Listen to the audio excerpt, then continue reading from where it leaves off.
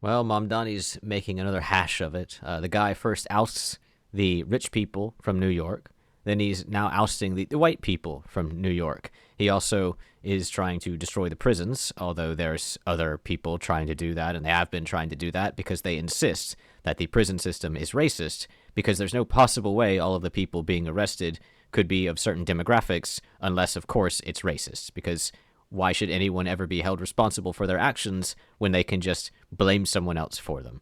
Which is what Mamdani is doing here. He is blaming white people for the inequity that exists in New York City. The inequity, as you can see, he is surrounded by and is someone who is not white, despite all of these people being in positions of power, authority. They, the people in power, in authority, are claiming that the people who are not in power or authority, the white people, have been oppressing them, and they will continue to make New York a worse place while insisting evermore that it is the fault of white people, and they will continue to go down this road until New York is in ruins, and they will continue to blame white people. And if they were to elect a female mayor, then she will start blaming men, because that's just what these people do. They are snake oil salesmen, the ones who are competent enough to be charlatans anyway. The rest of them are just dimwits following along for the ride.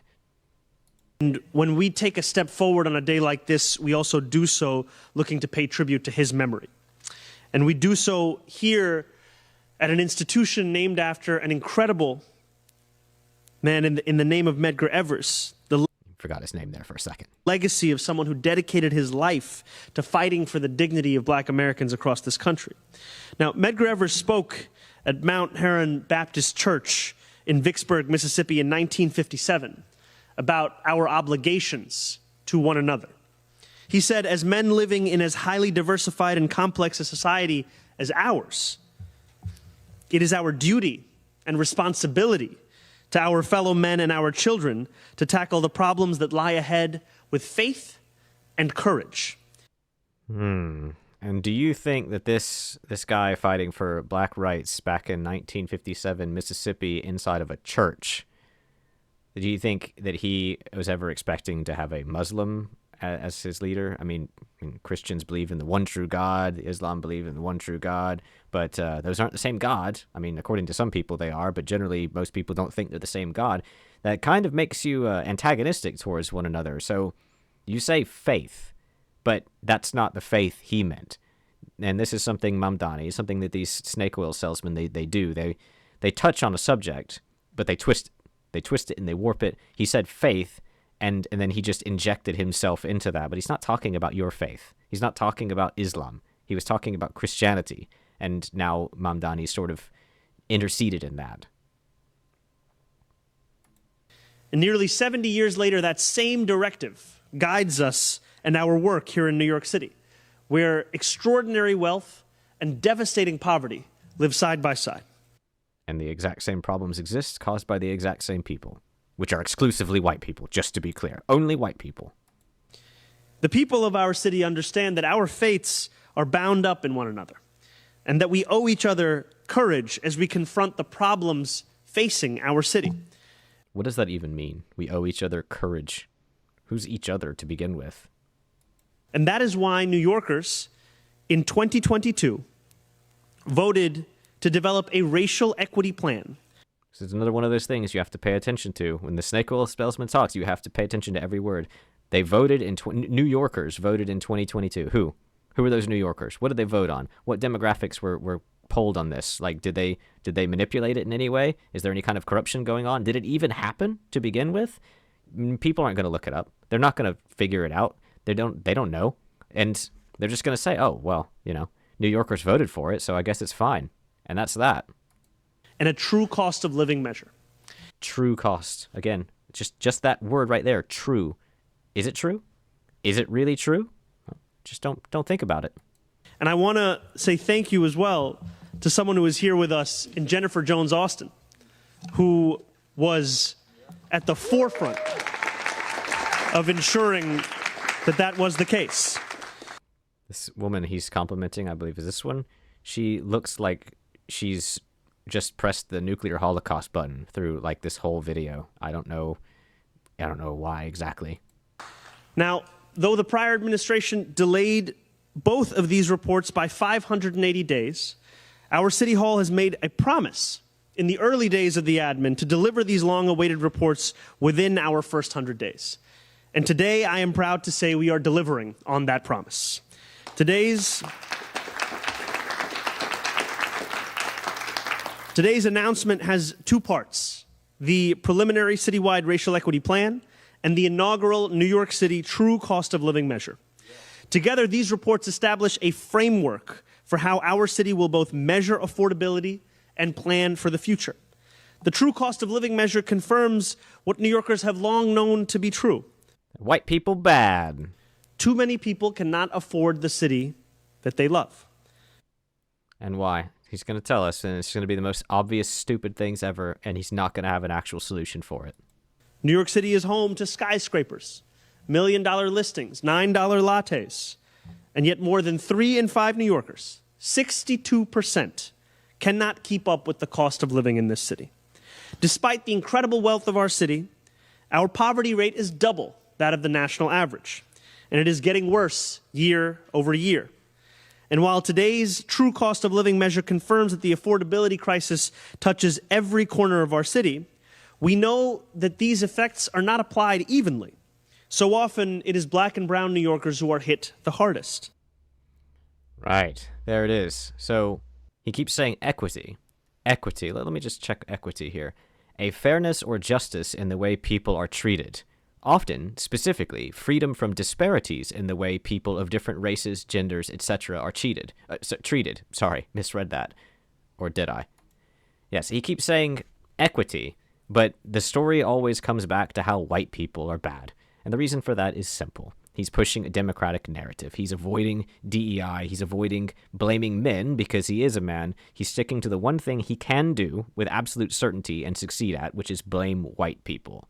He's blaming white people. It's a rich city. That's why certain people can't exist. It's not necessarily about skin color, but it's about culture and different things that lead people down certain paths. You have to make a lot of money to live there. That's just as simple as it gets. And the same for the prisons as well. Like, why do you think certain people turn to crime? It's because they don't make enough money, so they turn to crime. And this is all part of the narrative. You want to destroy the prisons full of black and brown people because it's racist, but yet black and brown people can't afford to live in New York City, so you have to take more money from white people. You have to tax more money from white people, and that's fairness, is it? This preliminary racial equity plan is the first step in developing a whole-of-government approach to tackling that reality.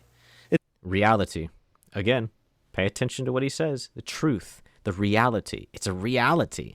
He's taking a whole-of-government approach to attacking white people because the reality is that white people are the problem, of course.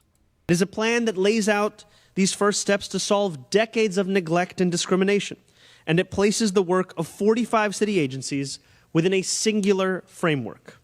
Too often, the story of black and brown New Yorkers is one of being forced to stretch that same dollar that little bit further. And he's not going to give any kind of proof of that. It's just something that you know in your bones.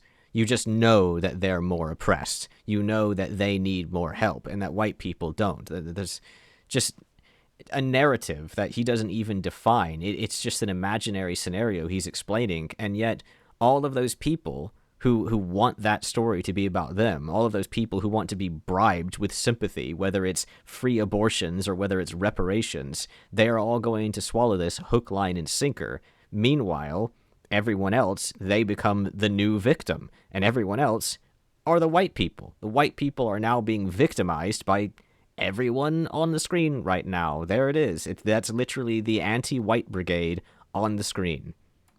Every year, as wages stagnate, as well as an exodus and exclusion continues to take place.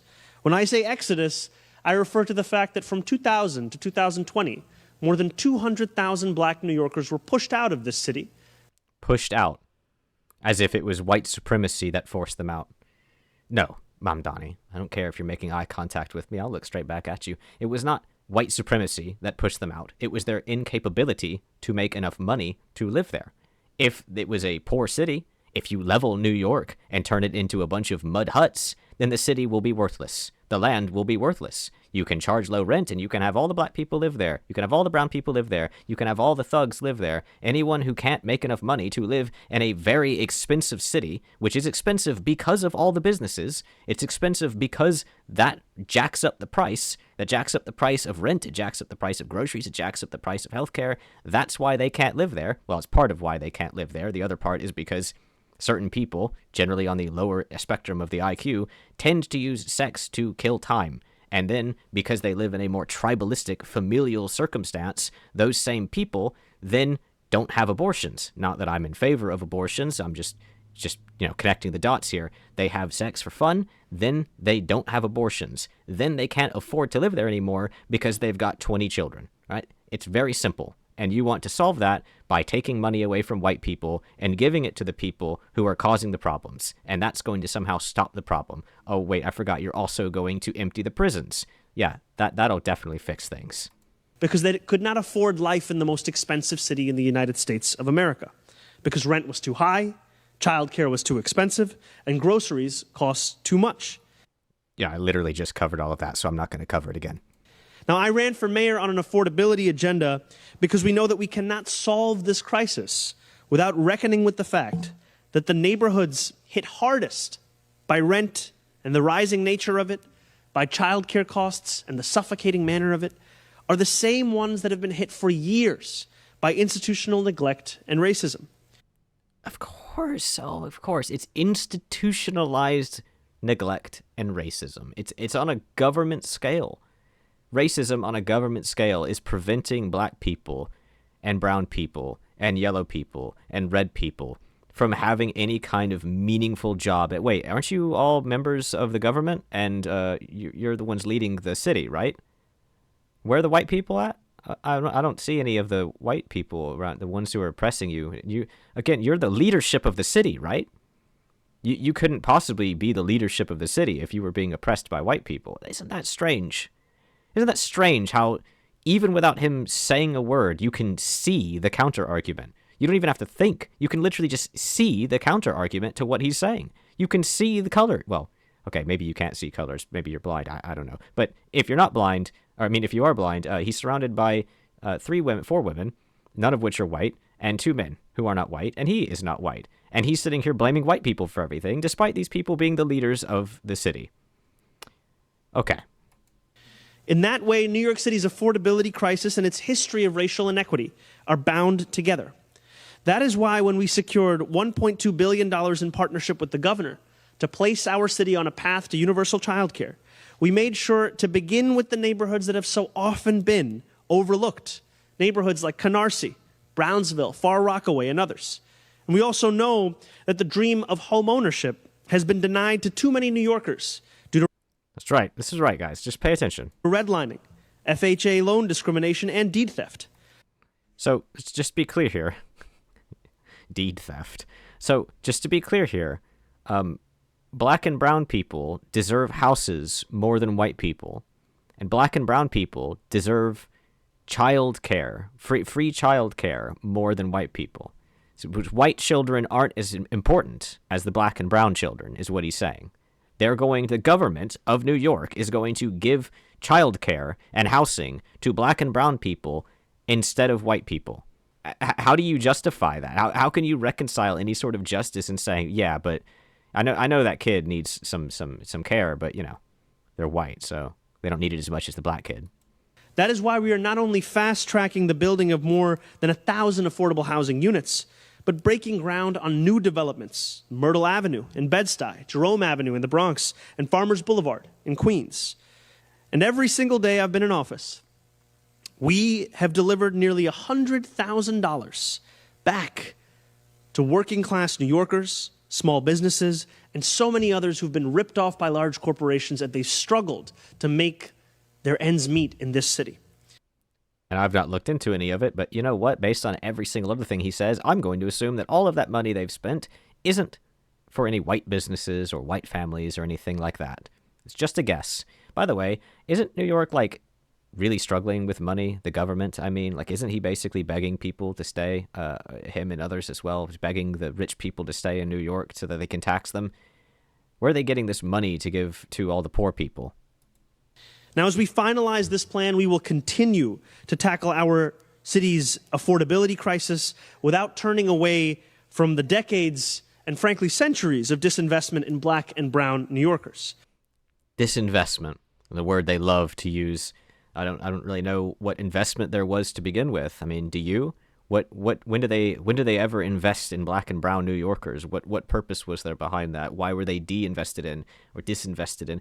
It's always just like a magical trigger word people use without giving the full story behind it, because it's like a politically correct way of saying that white people are the problem, but you're saying it overtly over and over again, hitting people over the head with it. Like, it's not a secret. And maybe, just maybe, the solution to making New York affordable to the people who live there is raising the intelligence and the capacity and lowering the violent impulses and the success of crime in New York City. Maybe the solution is not letting all of the prisoners out to run amok and cause mayhem. Maybe the solution is not giving all of the poor people money so that they can just have more and more children. Oh, you don't have to take care of my children anymore because the government's doing it for me. All right, I'll just have 10 more, 20 more. Maybe that's not the solution. Maybe that's just going to make things worse. Maybe you should actually invest in making the people better rather than wiping their ass. I'll let him say one more thing before I move on to the second video. There is plenty more to go to this, and it's just kind of more of the same later on. Now, we will need New Yorkers' help with this work. The plan we are announcing today is a preliminary one. And to complete it, we are opening a 30-day public comment period. Now, I know one thing we love about this city is we have no shortage of opinions. Yeah, I'm sure people having opinions and saying things is going to matter as long as you listen to the right ones, right? Just, once again, one last glance at the people surrounding him, or he himself, and now the second video, where you can, again, see that the oppressive white people are in the vast minority compared to the people who are oppressed. This is a much shorter video, so don't worry, it's not going to go on for another 18 minutes, but... And how are you? Good. There's a report in City and State today about how your administration removed DEI language from the... The administration removed DEI language from the report. Keep that in mind as he talks. Racial equity report that you released this week. Why was that decision made, and do you support that decision? So I want to be very clear. Our administration inherited a report that the prior administration had refused to release, a report that had been heavily diluted over many rounds of revisions. We took the time to strengthen this report to ensure that it was actually an accurate reflection of the city that we all love and know as our home, and to actually release this report within the first 100 days. Now, in this report, what we've seen, it's a report that is both coupled with a true cost of living report, is that the inequities in this city, the racial inequities, are stark. We are talking about findings that have shown that the wealth of a median white household in the city is more than $200,000, while that of a black household is less than $20,000. This is not an indictment of any one New Yorker. It is an indictment, however, of policies and politics that have persisted for far too long. Our commitment now is to act upon these findings, to do so in concert with New Yorkers' comments, as we've now opened a public comment period for the next 30 days to ensure that we have a city where we are reckoning with the long history of racism here and starting to act upon a framework that puts equity right at the center of it. Thank you. Sure, but why? And did he say anything about DEI? No, he said that white people were racist. He's got one white official behind him. This guy over here is white. None of these other people are white. He's got like a black sergeant or something. I mean, I don't know, captain. I don't know who this guy is or what they are. I mean, I can barely see him. All of these people, the police officers and such, they're all black. All of the government officials, they're all black, brown, and yellow. Isn't that strange? Now, he's going to get one more chance to be a decent person. I removed the DEI language. We put forward a stronger report that actually reflects the realities New Yorkers are living through. Thanks. We're going to go to Melissa next. So she asked why they removed the DEI language. He totally ignored it. They asked again why he removed the DEI language. He totally ignored it. They moved on to the next person. He deflected the question. He blamed the previous administration, and he said white people are the problem. That's how he answered the question of what do you do with the DEI language, or why did you remove the DEI language? And the reason for that is obviously because he knows he's not an idiot. Mamdani knows that if he starts talking about puberty blockers and men getting pregnant, especially as a Muslim, he's going to be crucified. He can't do that. Just like as a man, he can't sit there and blame misogynistic patriarchy. But what he can do is blame white people. So again, just take that to heart. He got asked a question, he ignored it, he blamed the previous administration for something totally irrelevant to the question, and then he blamed white people. And then he was asked the question again, and he just doubled down on his non-answer, and then they ignored the person asking the question. That's what you can expect from Zohran Mamdani. Anyway, thank you for watching. If you enjoyed, please do the YouTube things.